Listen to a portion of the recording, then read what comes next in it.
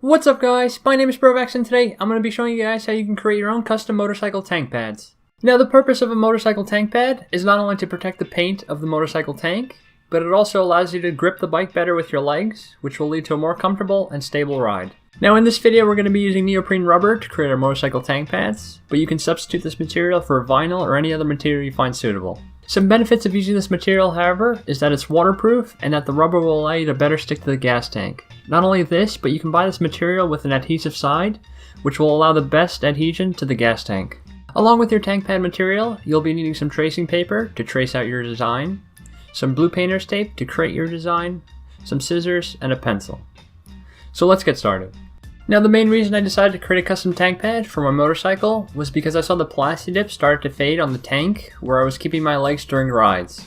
In terms of coming up with a tank pad design, what you can do is Google your specific bike and see what types of shapes and sizes other people have for their tank pads.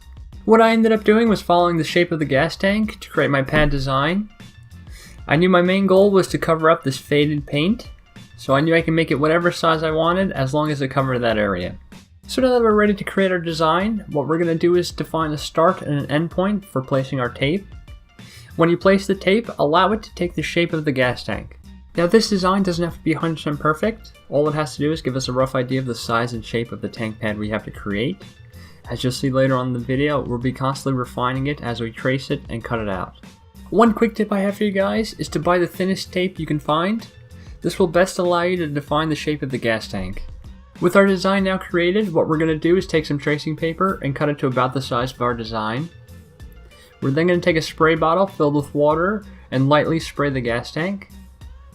We're then going to take our tracing paper and place it onto our design. Now the purpose of spraying water onto the gas tank is to allow the tracing paper to stick onto our design. We're now going to let our paper dry for about 2 to 3 minutes. We're then going to take a pencil and trace out our design. You want to take your time during this step to make sure that you don't tear the paper with the pencil. Here's what the final product looked like. I also extended my design and used the same techniques as before to trace it onto some paper. The reason I did this was just to have 2 designs to pick from. So now that we transferred our design onto paper, as you can see it's kind of hard to see where the lines are. So what we're going to do is we're going to take a marker and redefine those edges, making them clearer. We're now going to take our scissors and simply cut out the design. With our designs now cut out, what we can do is refine some of the edges. To make our edges have a more natural curve, what we can do is take our painter's tape roll and use that as our template to create the curve. Now just be aware that the more acute the angle of the edge, the harder it's going to be to make a smooth transitioning curve. Now using the same steps as before, we're going to trace our outline and cut out the design. Once we're happy with our design, we're going to take that template and trace it onto our tank pad material. To create the same design for the opposite side of the gas tank, all you have to do is flip your template upside down and you can use that as your template to create that design. Another quick tip I have for you guys is to use an eraser to trace out your template onto your tank pad material. This will allow you to better visualize the line, making it easier to cut.